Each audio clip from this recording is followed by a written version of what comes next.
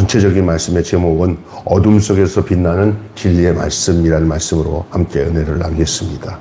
우리는 말씀의 빛을 비추며 살아가고 있는지, 여러분 실상 예수 믿는 사람들이 예수 믿고 주님, 난 주님 바라보고 주님께 도움을 받고 주님의 인도 따라 살고 있어요. 그리고 앞으로도 그렇게 살기를 원하고, 부족하지만 내가 이제 주님을 믿고 사니까 주님의 그 영광에 빛난 빛이 나를 비춰주셔서 나도 주님의 빛을 받아가지고 다른 사람들에게 빛을 비추면서 살게 해주세요. 맞는 말이에요. 옳은 말이고. 그런데 그러면 어떻게 빛을 비추면서 살아가야 될지, 그 부분에 대해서 이미 예수님이 직접 말씀하셨어요. 오늘 본문의 누가복음에. 여러분 이 누가복음은 마태복음이나 마가복음 부분적으로 이 복음에 대한 부분적인 비슷한 내용이 나와요. 산상수훈이라고 알죠, 여러분? 산상수훈. 마태복음 5장, 6장, 7장. 이게 산상수훈 마태복음 내용인데, 이 누가복음 이 본문이 거기랑 연결되어 있어요. 비슷해요. 그래서 여러분 이거 어디서 많이 읽어봤는데, 다른 복음서에도 똑같이 내용이 되어 있는데 약간씩 달라요. 그래서 사복음은 대조해서 보면 참 재밌어요. 예, 같은 줄거리를 가지고 또 내용을 가지고 있는 것들이 이렇게 묶어가지고 마태, 마가, 누가, 요가 이렇게 보면 어떤 건 딱 빠져 있고요. 어떤 거는 굉장히 이쪽 복음서는 길게 설명하고 있고, 어떤 복음서 여기서 짧게 설명하고 있고, 막 여러 가지로 이렇게 다양합니다. 그런데 그걸 대조해서 보면은 정말 좋아요. 제가 신학교 다닐 때, 신학교 2학년 때 사복음 대조라는 과목이 있었는데, 이 마태, 마가, 누가, 요한의 말씀들을 이렇게 그 내용적으로 딱딱 정리해가지고 한꺼번에 묶어가지고 한꺼번에 보니까 좋더라고요. 근데 이 지금 본문의 누가복음은 마태복음 산상수훈에 있는 내용이라 동일한 내용의 그 동일한 이야기 내용을 전하고 있어요. 조금 틀린 거는 예수님의 가족에 대한 부분은 마태복음에는 없는데 산상수훈에는 여기는 그거를 아마 끼워 넣었어요. 그래서 중요한 것입니다.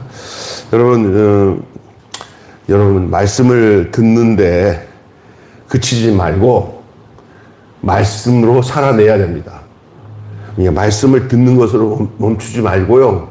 그 들은 말씀을 가지고 내가 이걸 어떻게 적용해서 이 세상 속에서 이것을 이렇게 빛으로 만들어내고, 또 에너지로 만들어내고, 그래서 남들에게 어떤 양식으로 만들어내서 먹일까?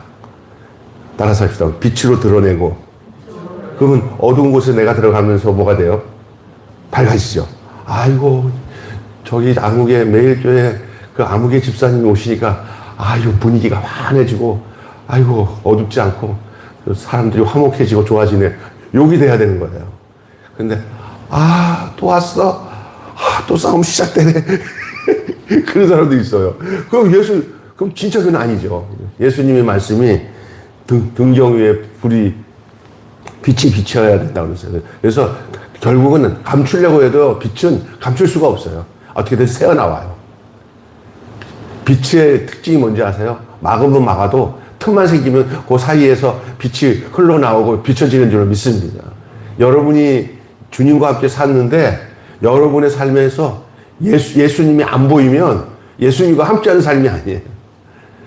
그러니까 여러분이 김비정수 목사를 보면 사람이 목사치고 존경받을 만한 부분이 좀 없어요. 맨날 구사리만 맞고, 그런데, 어떻게 자세히 보면, 아이고, 우리, 김병수 목사님도 예수님 모습이 보이네. 하고, 이렇게 느껴지잖아요? 김 목사 성공한 거예요. 부족한 면이 있지만, 그 예수님의 모습이 보여야 돼요. 우리 박남수 목사님 안에 예수님 모습 보여요, 안 보여요? 하나 보일 게 없는데 보이는 부분이 있어요. 이렇게 보면은. 여러분, 감출 수 없는 거예요, 이게. 감출 수 없는 거예요. 왜냐면 우리가 누구랑 같이 살기 때문에. 예수랑 함께 살기 때문에. 오늘, 그래서 여러분에게 말씀을 듣는데, 교회 와서 말씀을 듣고 예배를 드리는데, 그걸로 그치면 안 된다는 거예요. 뭐로 나타나야 돼요? 그렇게 살아내야 되는 거예요. 예수의 빛이 드러나고, 그렇게 살아내야 됩니다. 이 세상 살아가는데, 요즘같이 정보의 홍수 속에서 살아가는 것이 없어요. 나 진짜 어저께인가요? 그저께인가? 누구야?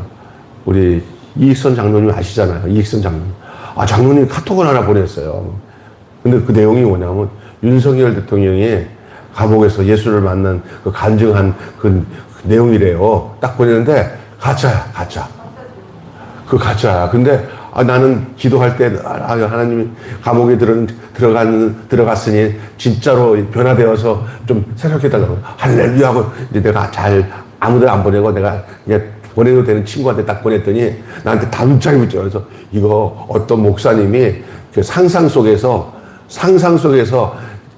자기가 윤석열 대통령으로 이렇게 대신 상상하면서 이게 1월 첫째 주인가 그때 어떤 그 블로그에 올린 내용인데 요건 윤석열 대통령이 아니라 자기가 윤석열 대통령이었다면 이렇게 했을 거다 하면서 그런 상상 속에서 쓴 그거예요. 그러니까 진짜 윤석열이가 아니라 어떤 목사가 만들어낸 거예요. 나는 그 내용만 딱 빼가지고 나한테 보낸 거야. 그러니까 그 목사님이 상상으로 쓴 내용에 대한 것들 전체 보냈으면 이거구나 할 텐데 내가 바로 문자 보내서 장로님 이거 퍼나르지 마세요. 이거 가짜예요. 그래서 내가 했더니 깨끗하고 싹싹 여러분 요즘에 그래서 그 친구가 있더라고요. 목사 있잖아.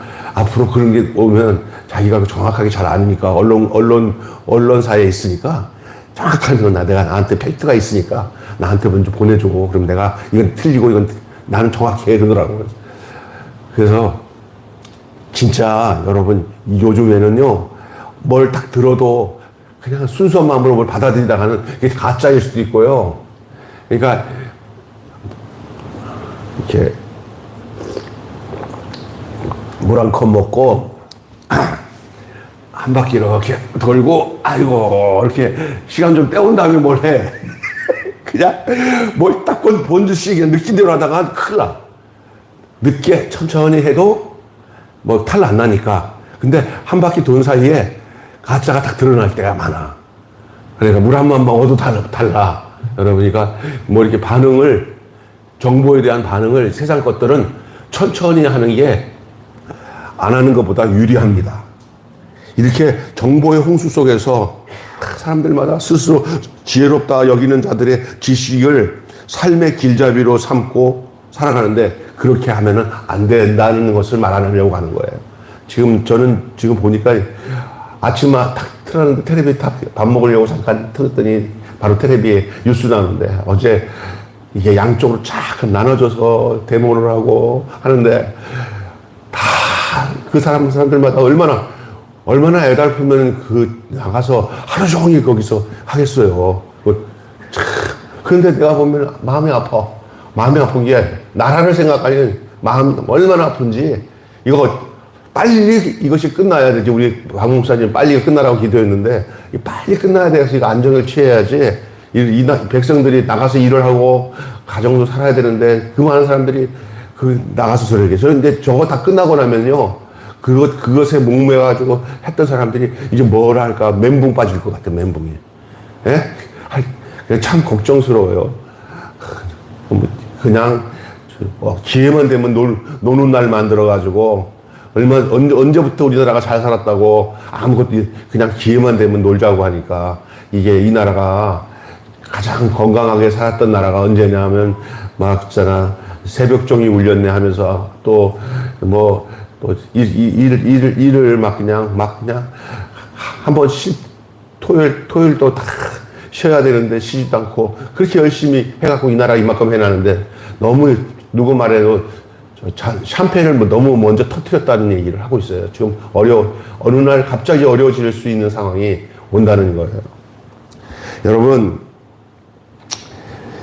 그래서 여러분, 이런 잘못된 정보의 홍수 속에서 우리가 이런 지식들을 길잡이로 삼을 수는 없습니다. 그럼 어떻게 해야 되냐, 믿는 사람들은. 이 혼란의 길목에서 우리를 이끄는 빛은 무엇입니까? 바로 예수님의 말씀입니다. 저도 그렇게 해요. 예수님의 말씀이 없고, 성경 말씀을 묵상하는 이유가 없고, 그냥 맨날 이렇게 신문이나 카톡에서나 저 유튜브 같은 거 보면서 한번 빠져버리면 나도 저렇게 가겠다는 생각이 들더라고. 성경 말씀이 없었으면 이쪽으로 치우치든지 저쪽으로 치우쳐요. 다시 말합니다. 성경 말씀 가까이 안 하면 한쪽으로 어쪽으로 가든지 치우칩니다. 그러나 하나님의 말씀은 우리로 하여금 정확한 정보와 균형을 갖고 살 수 있도록 하는 줄로 믿습니다. 지금이 혼란의 길목 속에 있어요. 우리를 이끌어가는 것은 예수님의 말씀, 빛입니다. 주의 말씀은 내 발의 등이요 내 길의 빛이라고 했던 시편 119편 105절의 말씀처럼 여러분, 우리는 그분의 음성에 순종할 때 이 어둠 속에서 올바른 길을 걸을 수가 있습니다. 올바른 길을 걸었습니다. 어떨 때는 어제도 제 아는 친구들 몇 사람이 나는 광화문 간다 하고 카톡에 올리고 또 나는 저 여의도로 간다 하고 몇 사람 막 올리는데 뭐라고 하지는 않지만 나는 여기도 안 가고 저기도 안 가고 나는 교회에 있다 이렇게 올리려다가 걔네들한테 좀 안 좋을 것 같아서 그냥 뚝 했어요. 뚝 하고 그냥 가만히 있어. 뭐 저렇게까지 할까? 근데 또 뭐라고 할 수는 없어요. 그건 자기 취향대로 가는 거니까. 그러나 저는 제 생각에는 그런 것 같아요. 이런 일에 있어서 그냥 좀 이렇게 동요되지 않는 것이 하나님의 말씀을 가지고 살아가는 사람의 모습이 돼야 되지 않냐. 저 같은 이런 얘기하면은 이쪽에 있는 사람도 저쪽에 있는 사람도 모르니까 말이야. 저런 소리 하고 있네. 너 같은 사람 때문에 안 되는 거야? 이렇게 얘기해요. 이런데, 그러면 그래요. 나 같은 사람 때문에 안 되는 것을 나는 예수님의 말씀으로 생각한다. 이러면 그것도 내 취향이지. 자기들이 이쪽 가라 저쪽 가라 말 안 해도 내가 이건 아니다. 양쪽 중립에 서서 그냥 너희도 예수님한테 와라. 너도 예수님한테 와라. 그래야 되지. 하여간 여러분, 지금 우리가 오늘 읽은 본문 1절부터 서두에 있는 내용은 진리의 등불을 말하고 있는데요. 진리의 빛은 숨길 수가 없다고 하는 거예요. 한번 본문 보세요. 진리의 빛은 숨길 수가 없어요. 말씀은 뭐와 같아서, 등불과 같아서 어두운 세상을 밝히는 역할을 합니다. 우리가 그냥 사는 거 아니에요. 우리가 등불이 되어서 산다는 사실을 여러분 알아야 되는 거예요. 그 다음에 어두운 세상에 누구를 본다는 거예요. 우리를 본다는 거예요. 여러분, 그런 생각 가지고 살아요? 세상은 어둡다. 나는 등불이다. 세상은 등불인 나를 보고 있다. 등불의 역할은 뭐냐? 난파선이 난파되지 않게 하기 위해서 길 잃은 사람이 길을 찾기 위해서 봐야 되는 것이 등불 아닙니까? 예? 그럼 우리가 등불 역할을 해야 되는 것이 당연합니다. 예수님이 하신 말씀이기 때문에 그렇습니다.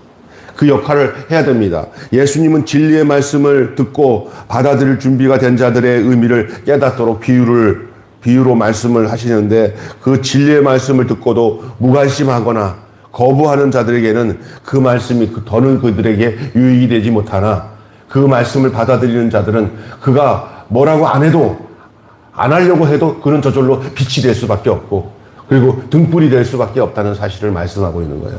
나는 여러분이 이 지역사회의 가정의 삶에 예수님으로 인하여서 등불이 되시기를 주님으로 축원합니다.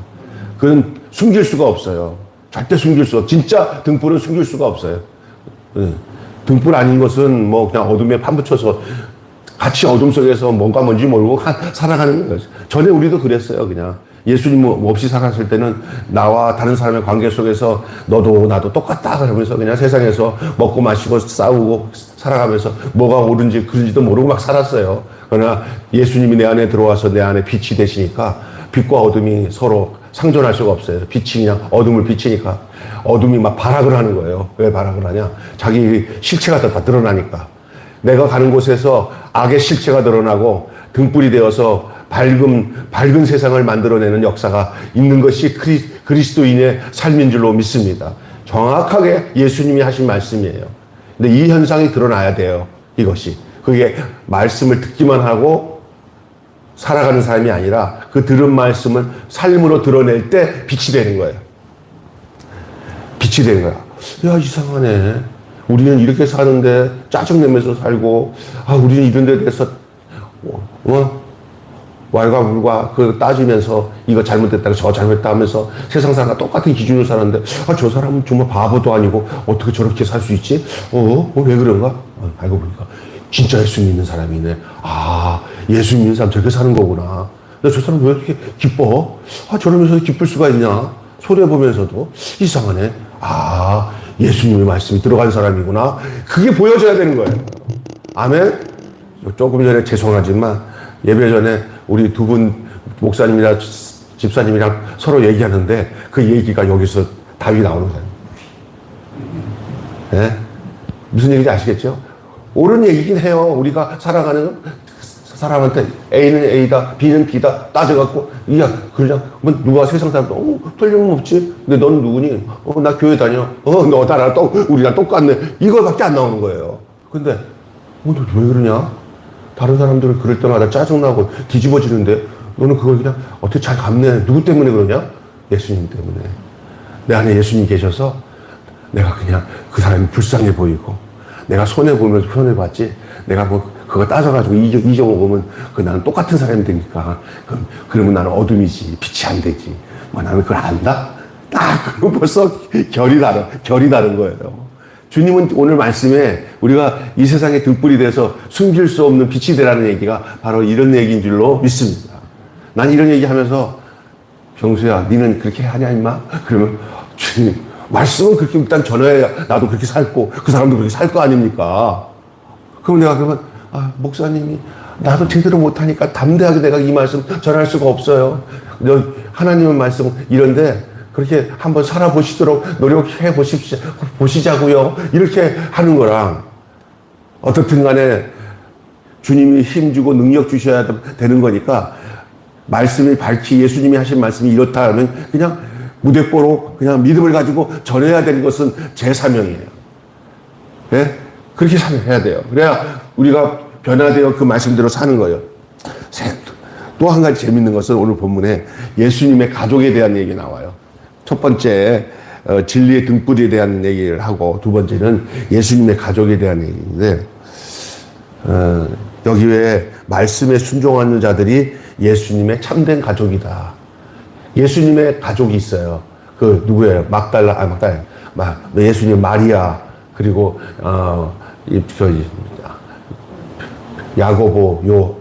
야고보와 요한인가? 그렇죠. 예수님의 그 동생들 중에 예수님 따라왔던 예수님의 마리아의 아들이니까 아버지는 요셉이죠. 그들 형제가 아니라고 할 수 있어요. 육신적으로는 엄마가 같으니까. 예수님의 가족들이 있어요. 저들은 예수님이 사역을 하면서 주변에서 마리아한테 또 자기들 동생들한테 와가지고 야 니네 형 미쳤다. 니네 당신 아들 이상해졌어. 저거 아주 참참하게 그냥 밑에서 목수짓 하다가 갑자기 자기가 선지자라고 나서면서 막 병자 고치고 막 능력을 행하면서 말씀을 전하는데 수많은 사람들이 막 그 예수님 따라다니는데 미치지 않고 어떻게 그렇게 되냐고. 다 그러니까 한동안은 그 예수님한테 그냥 집에 들어와서 살으라고 하지 말라고 막 예수님을 막 방해했잖아요. 그때 우리 예수님께서 누가 내 모친이고 내 친척이고 형제냐? 바로 너 여기 나와 함께하는 사람들이 내 진짜 내 가족이다. 여기서 여러분 예수님이 혈연을 무시한 건 아닙니다. 제가 저번에 얘기했잖아요. 30살까지 예수님은 본인이 이 땅에서 33살까지 살았으니까 몇 배야?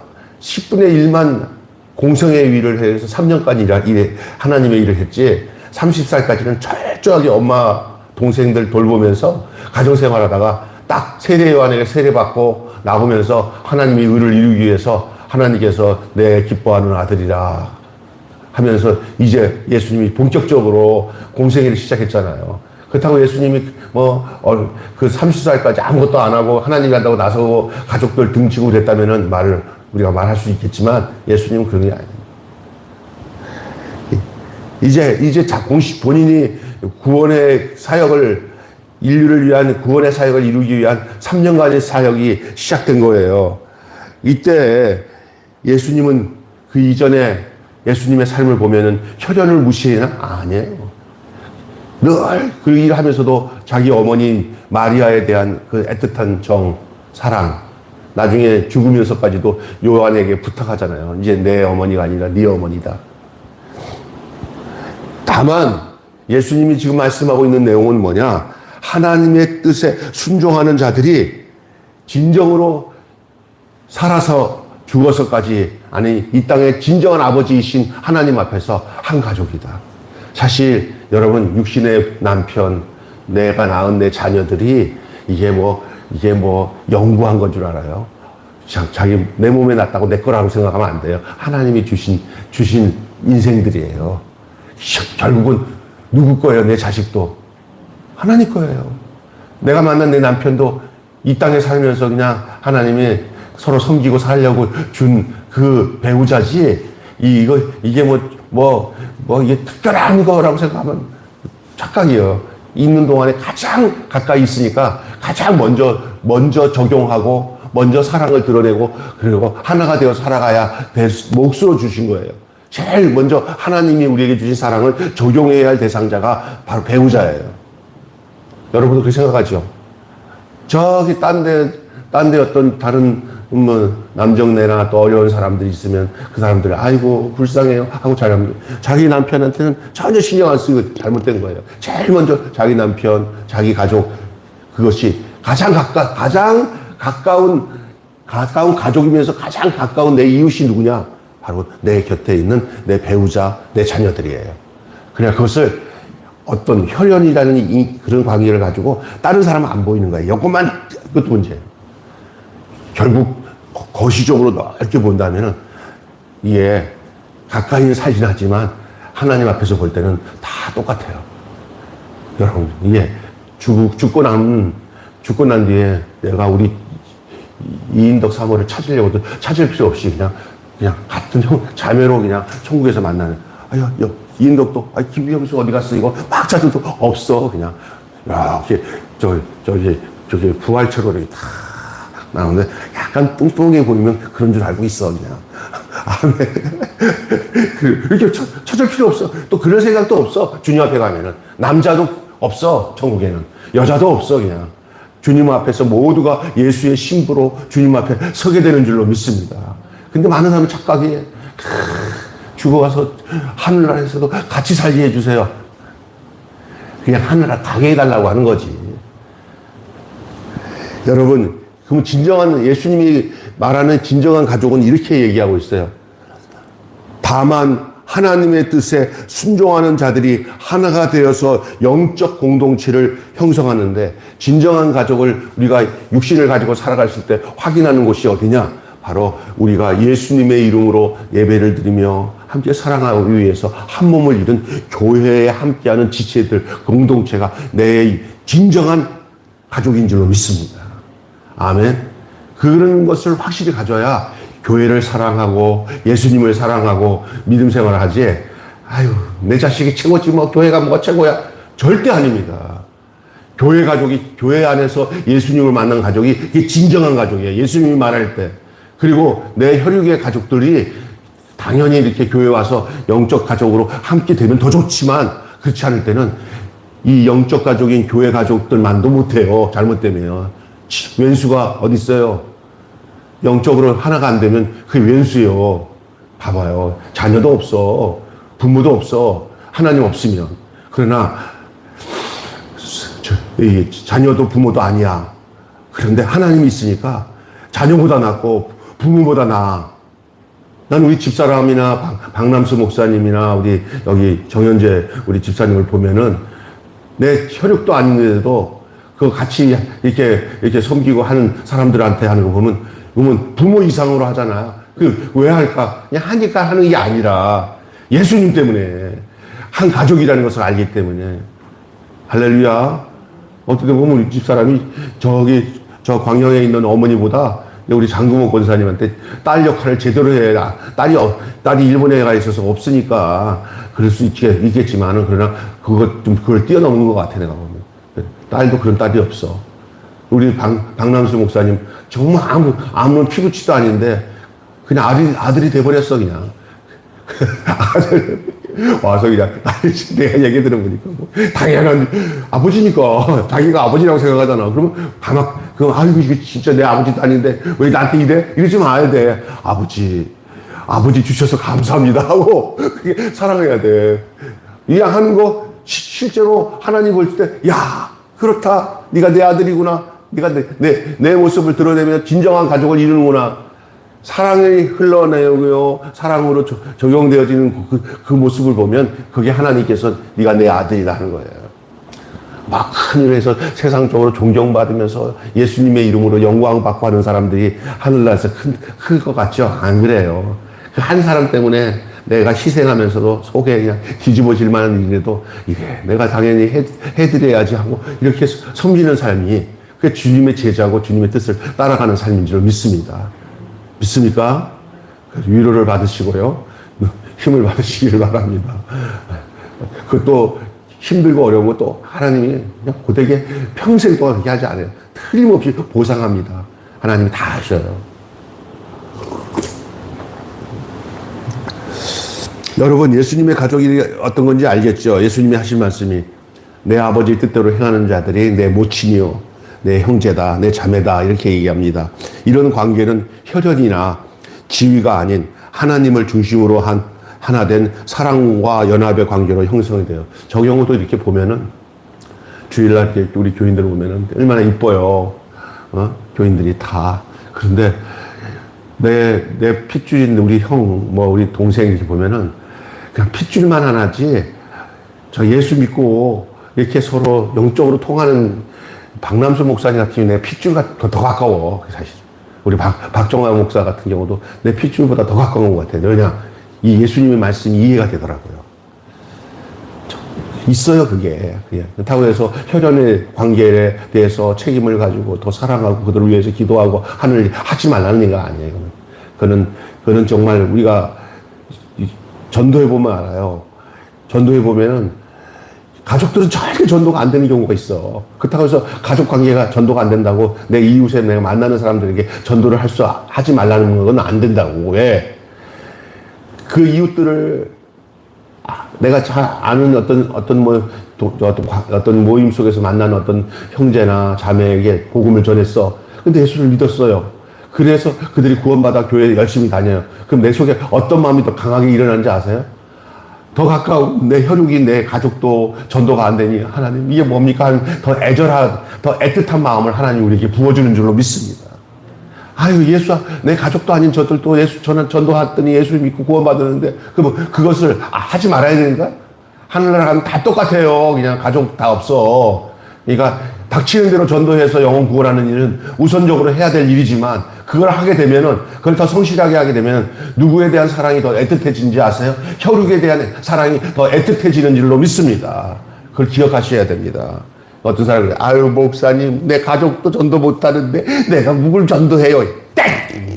그냥 관심 갖지 말고 그거는 하나님 앞에 안 되면 안 되는 대로 맡기고 그냥 하나님 한 영혼이 천하보다 귀합니다. 가족 다 천국 가면 소용없잖아요.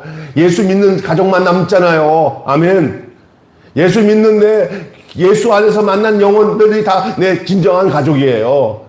내 엄마 아버지에게서 같이 그 핏줄에서 태어났다고 그게 영원한 가족인가? 그게 진정한 가족인가? 절대 아닙니다. 원수가 내 집안에 있습니다. 예수님의 말씀입니다. 뭐라고 오늘 얘기하냐면 이제 한 가지 이야기가 또 끝나고 또 한 가지 마지막 내용은 이제 풍랑이 있는 바다에 대한 얘기예요. 오늘 이게 등불에 대한 얘기, 가족에 대한 얘기, 그 다음에 말씀의 권능으로 풍랑을 잔잔케 하는 얘기, 이렇게 세 가지로 오늘 본문에 기록되어 있죠. 그 마지막 부분이에요. 예수님은 만물을 다스리는 하나님이십니다. 제자들은 폭풍을 만나 두려움과 절망에 사로잡히지만 예수님은 책망하시면서 바람과 물결을 잔잔케 하십니다.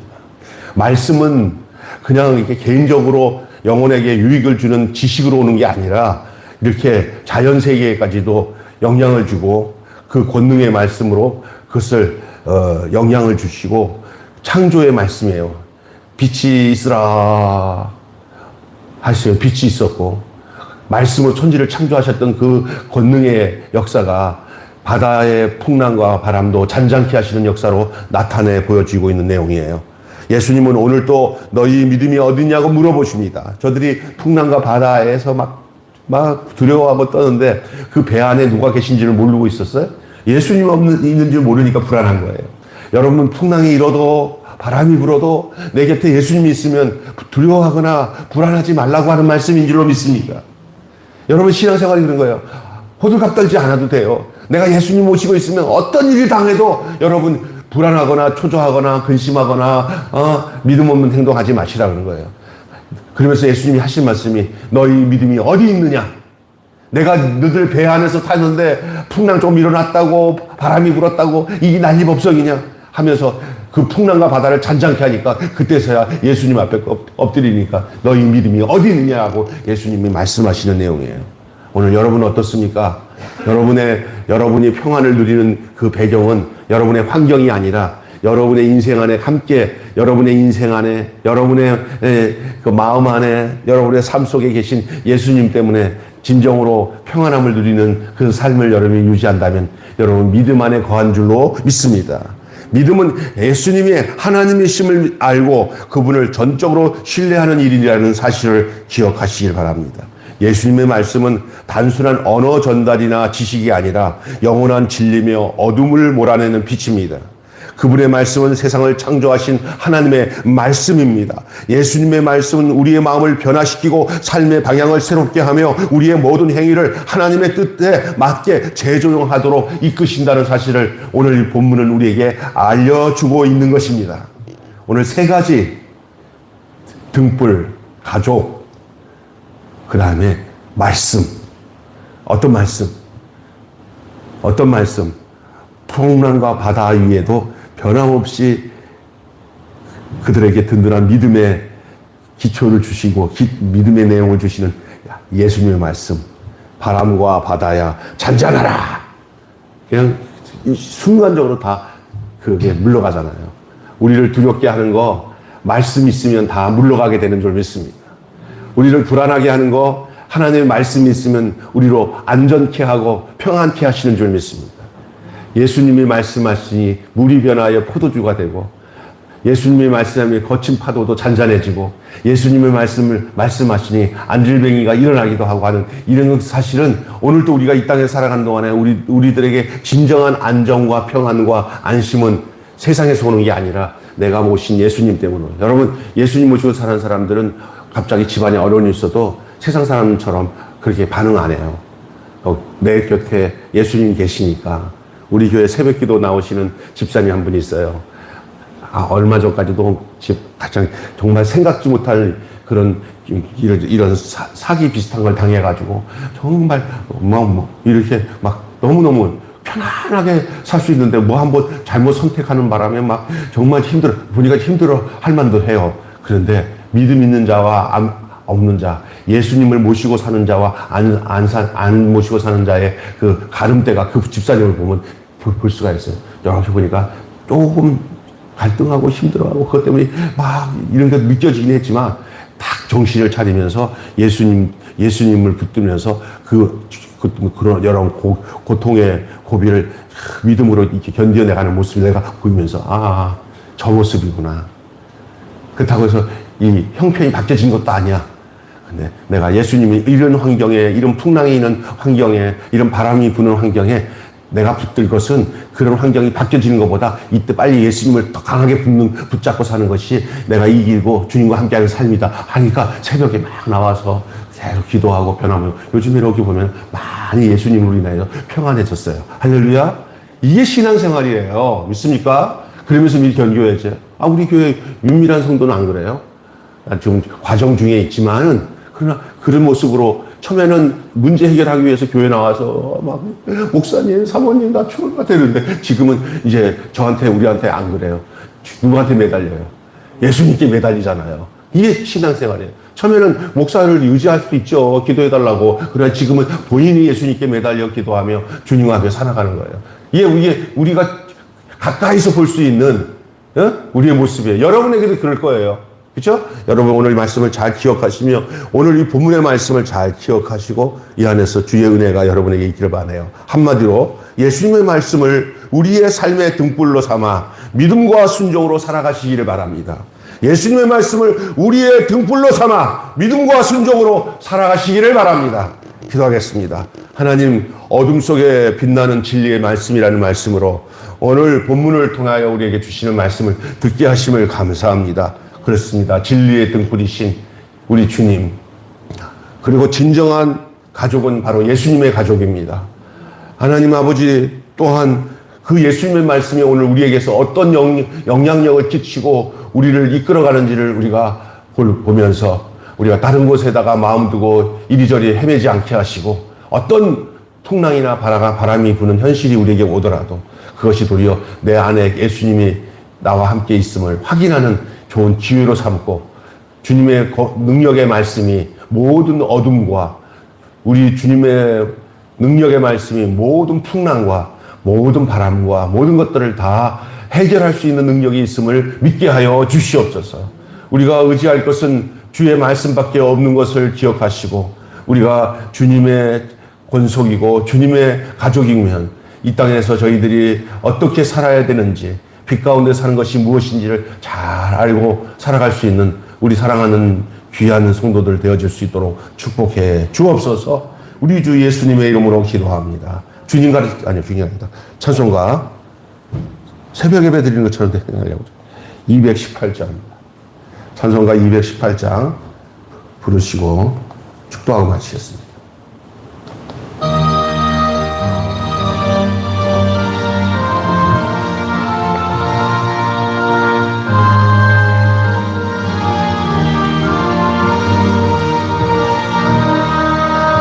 내 마음과 정성을 다하여서 주 너의 하나님을 사랑하라. 내 몸을 아끼고 사랑하듯 형제와 이웃을 사랑하라. 주께서 우리에게 명하시니 그 명령 따라서 살아가리. 널 미워 해치는 원수라도 언제나 너 그렇게 사랑하라. 널 핍박하는 자 위해서도 신실한 마음으로 복을 빌라.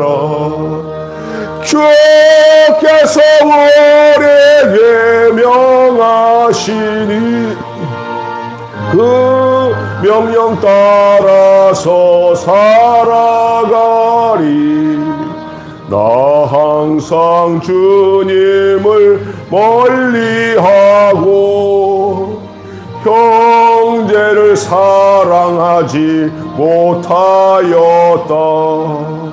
이러한 죄인을 사랑하사 주께서 몸버려 죽으셨다. 속죄의 큰 사랑 하느니모 생명을 다 바쳐 충성하리. 아멘. 네, 교회 소식 잠깐만 전할게요. 오늘은 저기 3.1절 예배고 성찬 예배로 드리는 날입니다. 그리고 이번 주부터 본격적으로 사랑의 밑반찬 나눔 봉사가 시작되고요.